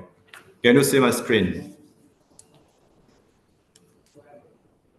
Can you hear me and can you see Yes, the we can. Yes, we can. Yes, thank Go you. ahead, please. Thank you. It would have been unfortunate not to present soya meal of Benin, right? So good morning, good afternoon, everyone. Here's the presentation of Benin agribusiness and Benin organic. So two factories that process soya bean of Benin and located at the GDIZ zone. Okay, so we'll be talking about what Benin agribusiness stands for and what Benin organic stands for as well. So Benin agribusiness is a processing factory, okay, that process soya bean and process soya bean into soya meal and soya oil. Okay, it's called soya conventional, which is different from the soya organic that we'll be talking about. So it's important to mention that on the yearly basis, Benin produce 500,000 ton of soya beans, where you have 60,000 of organic, which is called biologique in French. Okay, and Benin agribusiness process 160,000 of soya bean, conventional soya bean, out of the 500,000 that is produced in Benin. So making Benin agribusiness, the biggest processor of soya beans in the country. So as I said, this soya bean is processed into meal and into oil. And this is used for animal feed, poultry feed, aquaculture feed, food ingredients as well. So Benin agribusiness has been built in 2023, and so has 2+ years of existence. Okay, and all the meal and the oil is majorly exported. So more than 90% of the finished goods are exported in markets outside Africa, mainly, and unfortunately, outside Africa. Since the beginning of this year, we are trying to tap into sub-regional markets or African markets because till end of last year, the majority of our finished goods were exported in markets like India, Pakistan, which were the primary markets that we were active on, mainly because our meal is a non-GMO meal, because the seed itself is non-GMO, and those markets in India and Pakistan till last year was able to get these non-GMO meals from us simply because the GMO product were banned there. But last year they have opened the market for the GMO meals, and these markets has been massively covered by Argentina, Brazil, soya meals so far. And in the African region as well, we can see that a lot of countries are provided a soya meal from Argentina, from Brazil, and those countries are our competitors in the markets, in the African market, as well as in the other part of the world. Okay. In terms of specification of our product, we are at a good place because in terms of when we talk about soya, we look at what is the protein that the soya is coming with, and we are sitting at the international standard specification, which is the minimum of 46% of protein. But our products are going beyond 46%. We are reaching 48, 49% because also we are processing high protein meals. This is for Benin agribusiness. Now coming into Benin Organic. So Benin Organic is a separate factory which processed only organic seeds. And the organic seeds has a complete different pattern, a complete different organization compared to conventional soya seed or soya meal. Because in organic, we are bound by the international certification, so the traceability is key. From the farm to the end customer, we need to have a full traceability of the seed, the meal. We are going through a very specific and very rigorous audits. The seeds we need to get certification for the seed. We need to know where the seeds are coming from, which zone, from which farmer, in which quantity. All this is documented, and also the warehouses where we are storing those organic seeds has to be audited and has to be certified. The plant itself, so the factory itself, which is processing those organic seeds, had to be audited and certified. And the meal, which is coming out of the processing mechanism, the meal has to be certified as well before we can export it to our customers. So we are using some international well-known or reputed certification bodies like EcoCert. So we are certified EcoCert, CCPB, and so all our meal seed audits are under those certification bodies' control. Mainly the markets where we are exporting this organic soya is mainly in the US and in Europe. So far, we have not seen any market in Africa for the organic soya meal or the soya oil.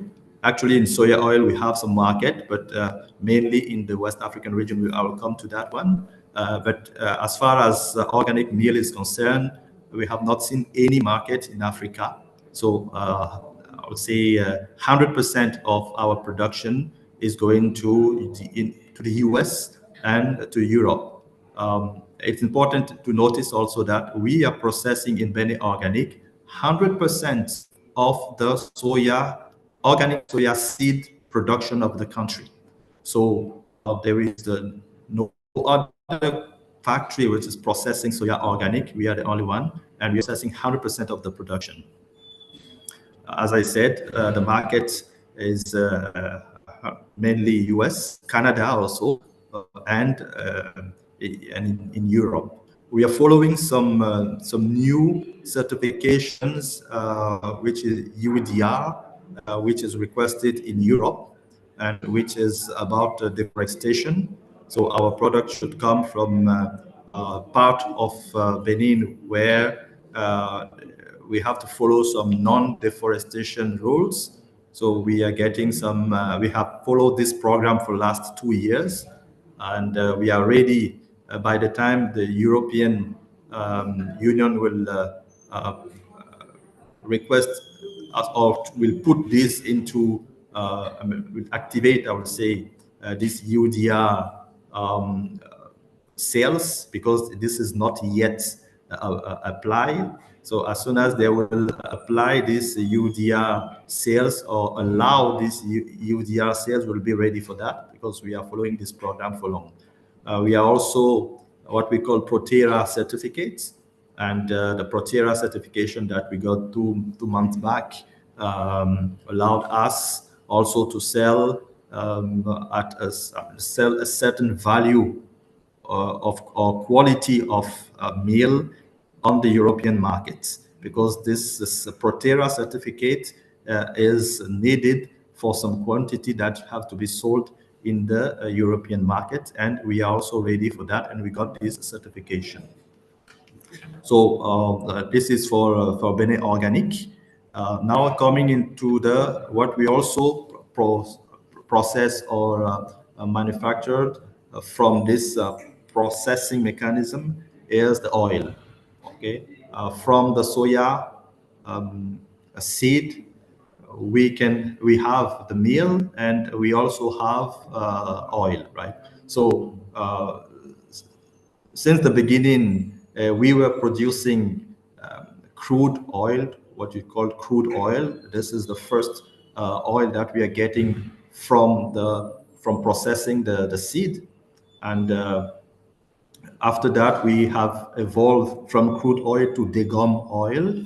This is the second step towards the refined oil, and last month we have achieved the refined oil stage. So we have opened our refinery here, and since beginning of this month, we are producing refined oil, soya refined oil in Benin. And this refined oil, I mean, the crude oil, the degum oil, as well as the refined oil can be exported, can be sold locally on the domestic markets, can be exported also. Our main markets for the degum oil before the refined oil is Nigeria. So we are selling a lot of our degum oil to Nigeria, to countries like Senegal, to Ghana as well. And we are working on different other African markets as well for the degum oil, but also for the refined oil. So this is in the presentation, you can see all the different type of oils from crude oil at the left to refined oil at the right of the picture showing the oils. So this is the presentation of the soya plants, the soya factories. the two soya processing factories, Benin Agribusiness for conventional soya meal and oil, and Benin Organic for soya meal and oil as well. Thank you very much. All right. Thank you again for the wonderful presentation on this. I think it's really, really important information for us to have. And I will think we will look for ways. I will work with my team to know how we can share this with the buyers that might be interested, that will be interested in what you are offering there. And also during this buyer tour that we are planning, we'll also look for buyers in these categories to know how, if they, if they can, if we can have some transactions or some engagements that can lead to, something, a potential positive outcome. Thank you very much once more. And we can now head to the questions. I'm sorry this took longer than we expected, but we can also need to provide some clarification on these questions that have been posted. Or we can let's take Alex first, please. But before we go into the ones that have been posted, Mr. Alex, I don't know, Mr. Farah, can you give him the microphone?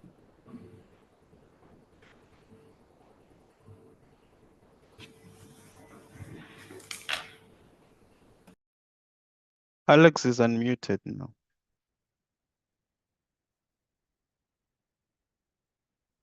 Yeah, Booker, you're on mute.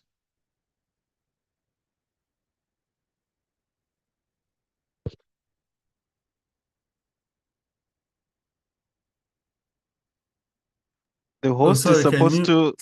Karen is the main. Karen, is the please, host. can you unmute Alex to be able to speak?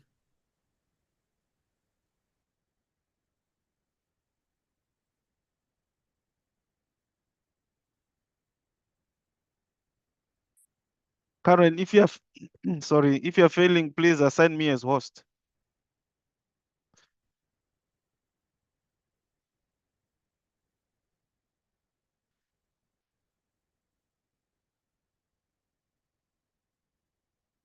Apologies.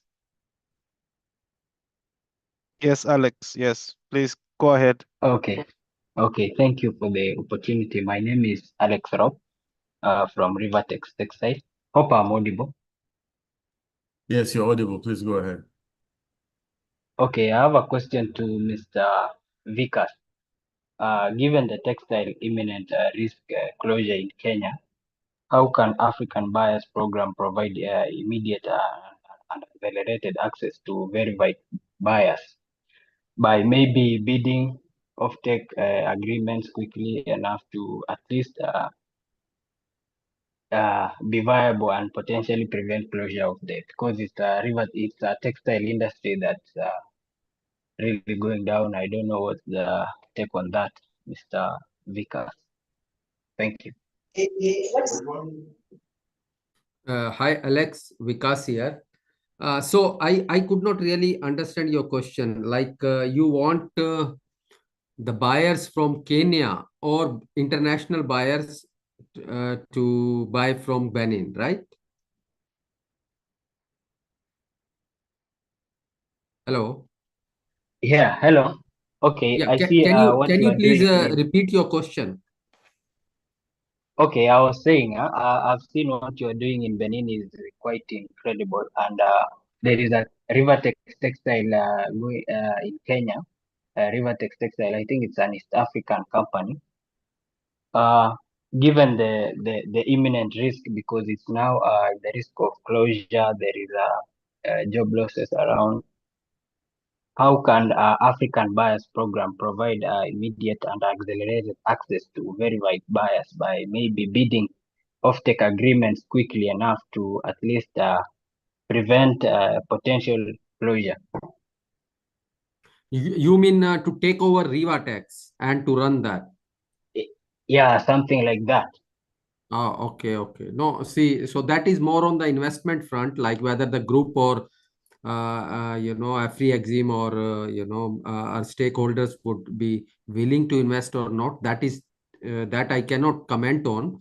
But if there are buyers who are buying from Rivatex, and currently since they are having a kind of a closer, so they can definitely look at our mill and they can buy from here for the time being if they want. There is no issue in that. But at the on the side of investing into Rivatex or taking over Rivatex, I think that I hope the other members, they can respond on to that. So I mean, I don't have a visibility whether we can take it over or not at this moment.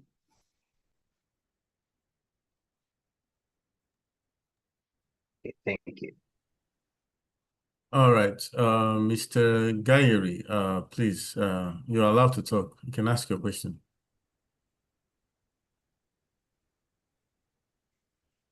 Bonjour.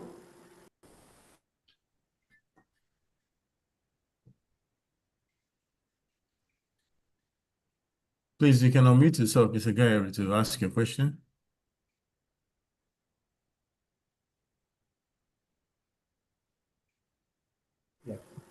C'est bon? Ok. Bonjour à tous. Bonjour à tous.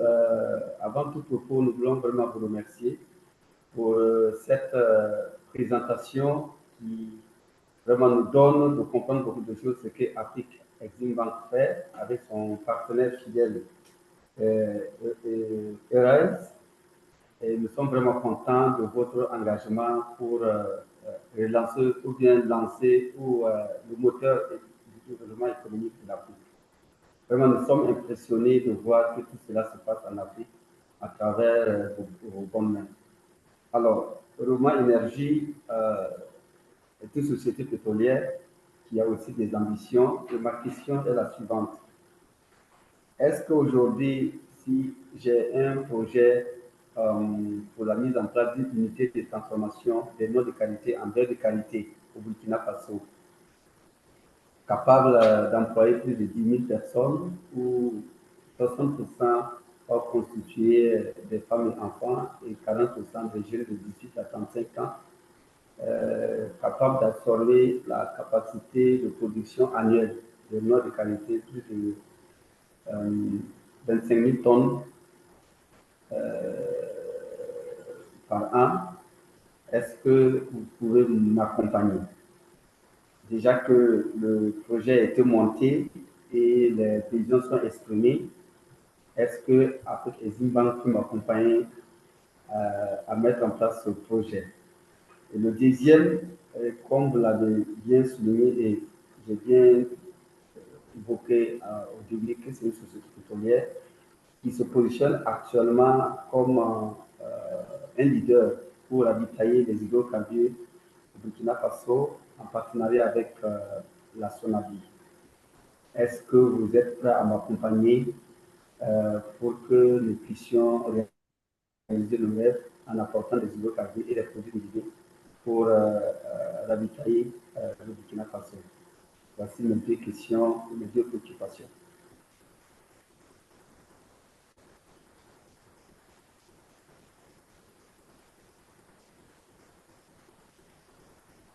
All right, thank you very much for the questions. Victor, I don't know if you can help us take these questions on the projects that Afrexim Bank is willing to support financially or otherwise. Is there an interpreter or? Yeah, we have an interpreter. Okay. We can switch to the French or English interpretation for that. But meanwhile, I don't know if Dr. Nevin Nakla is still here from the AFCFTA Trading Company in Egypt.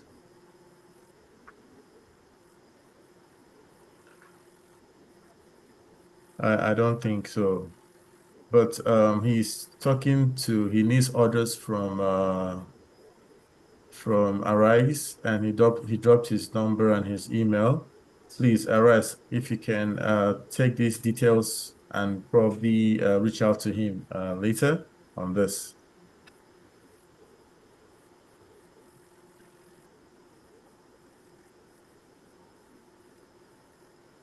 So,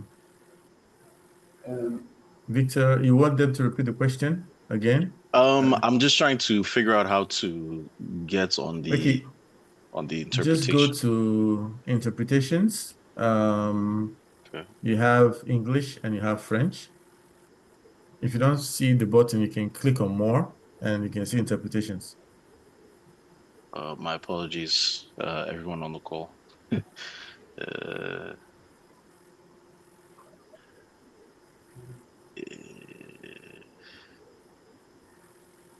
ok, bonjour à tous.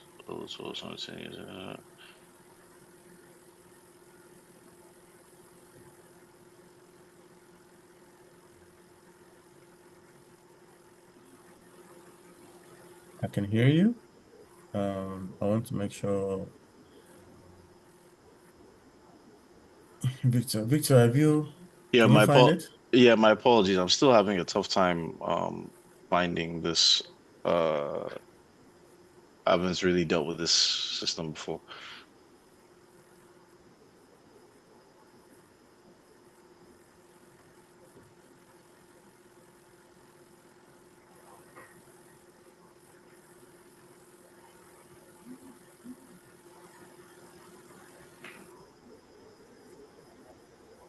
Ok, non, il n'y a pas de problème. Comme la technologie aussi joue son rôle, on va se patienter. Ok.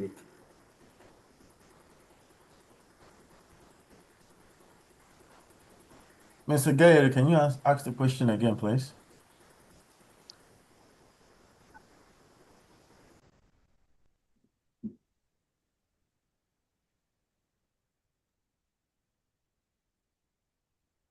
Ok. Donc, vous avez dit de reprendre. Ok. Donc, je disais que après cette brève présentation et tout ce que nous voyons, en tout cas, nous sommes contents d'être parmi les entreprises qui ont suivi cette présentation, qui vraiment expriment la bonne volonté de l'Afrique d'accompagner toutes les entreprises qui ont à cœur de booster l'économie de façon générale de l'Afrique. Alors, donc, je disais que vraiment, l'énergie a deux projets sous la main. Il souhaite voir si l'Afrique existe un peu l'accompagner. Nous avons un projet pour la mise en place d'une unité de transformation des noix de qualité en beurre de qualité et d'autres produits dérivés tels que l'huile de titson, les produits comestibles, plus les résidus servent à produire les aliments à bétail, dont nous comptons exploiter plus de 25 000 tonnes de noix de qualité par an. Et ce projet peut employer plus de 10 000 personnes, soit 70 100% à constituer les femmes et les enfants pour la collecte et 40% pour les jeunes de 18 à 35 ans, dont le montant pour la mise en place est estimé à 10 millions d'euros. Et le deuxième projet, c'est l'approvisionnement des hydrocarbures au Burkina Faso avec le Kenya. Vous connaissez la Sonabi, qui est un statut d'État, où nous avons déjà de très fortes relations, où le Énergie est agréé à être fournisseur à cette structure d'État. Et déjà, nous avons des conventions qui peuvent nous permettre de livrer 50 000 tonnes métriques de diesel, de N590 ppm. Alors, le prix valeur de 25 à 27 millions de dollars. Est-ce que Afrique Exim Bank peut nous accompagner à réaliser ce rêve et aboutir à ces opérations?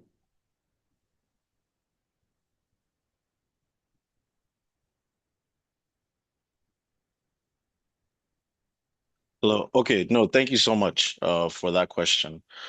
To answer your question directly, yes, the bank has a suite of financing products available. to be able to support you in your endeavors. Both the projects that you mentioned, the establishment of the shea manufacturing company, and the other one seems to be very strongly aligned with the mandate of Afrexim Bank. We typically, on all projects that we do across the continent and even the diaspora, we always participate with local banks in there. So long as there's a manufacturing leg, there's a trade leg, or there's trade enabling infrastructure related to the project. There's no question about our desire to come in from a mandate perspective. So the mandate of the bank would allow us to come in. However, everything after that just boils down to the details. Do you have a financial model? Do you have your studies prepared? Do you have your strategic partners? Do you also have other investors attached? Because we never come in and finance a project 100%. We always come in to ideally finance a project 70% of whatever the project amount is. So you feel free to email the bank. There's a general email, which I will put in the chat that you should email. And once that's received, it's then directed to the appropriate team. Thereafter, we should be able to address the need that you're requesting for.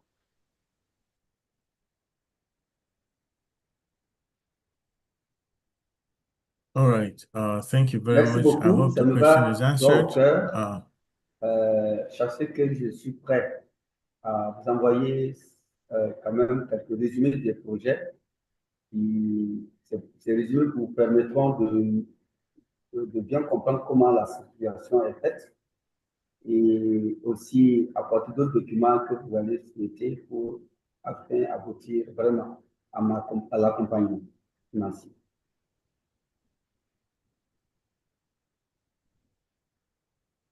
All right. So on the chat, Bon, on attend le mail parce que je ne le vois pas.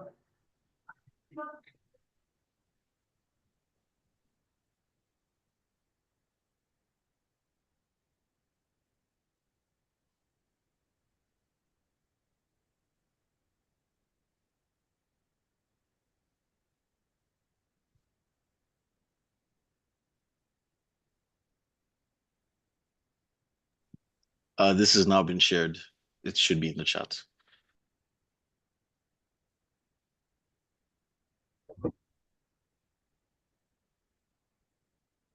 Ok, merci beaucoup.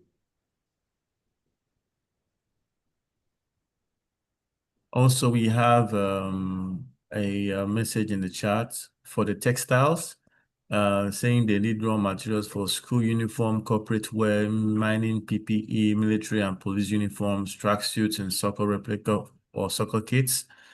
I don't know if this person is still on the webinar, but he dropped his email.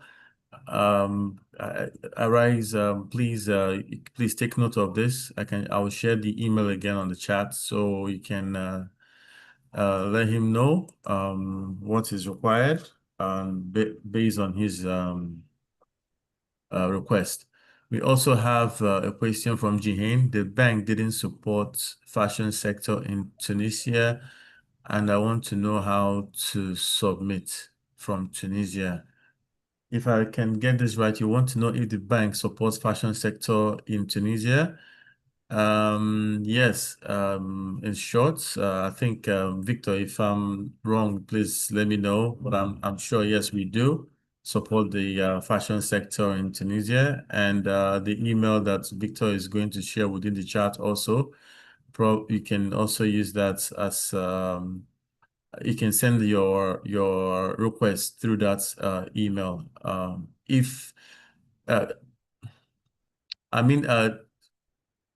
Victor, if you can share the email with Jihain, so they can also share their. Sure, it's in the chat already. So Yeah. I wonder why, but sure, I'll share it again. The feedback at afriximbank.com? Yes. Okay. please use that email, feedback@fracbank.com. You can use that, Jihan. So, do we have any more questions, please?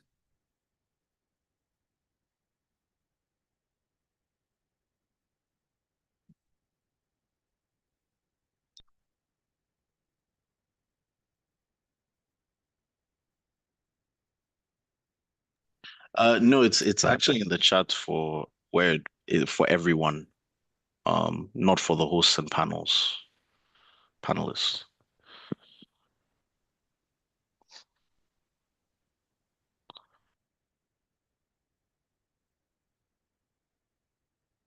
All right. Once again, thank you everyone for being part of this webinar. And please, my colleagues in Arise, I hope you, some of them have dropped their request or dropped their emails and number. Please, if we can capture this before we can close the chat, and I hope we do. For Nevin, the CEO of the FCA Trading Company here in Egypt, and also Mr. I don't think I can see his name, but he's inquiring about textiles here from Arise. So we can come to the closing part of this program. Let's if we can hear some closing remarks from Mr. Nikhil Gandhi. Please, thank you.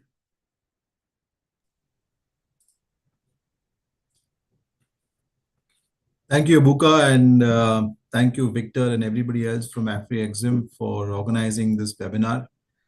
The Arise Group is indeed extremely excited and very happy to partner with the Africa Buyers Program, which essentially delves into promoting inter-Africa trade as part of the AFTA and AfriExim initiative.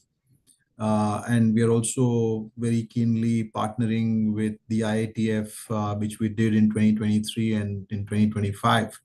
I think given the perspective of what you got today, and a big thank you to all the fellow panelists and presenters who discussed and showcased what we have here in Benin.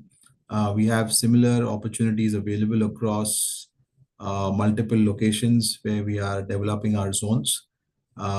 We have over 500 companies now operating, producing different kinds of products, from B2B to B2C, over 47 different kinds of sectors. So I think with this initiative, we can only propel the trade that is happening between countries to the limited extent that it is, but also finding opportunities where goods are getting exported, to find ways and means to bring them into countries which are importing the similar goods. So with that, I think taking initiatives, and of course, we have taken note of some of the questions that came through during this webinar, and we will respond to them adequately. But I think we are happy, and I once again thank you and thank the AfriExim Bank and ITF for organizing this. And thank you everybody who participated and attended the webinar.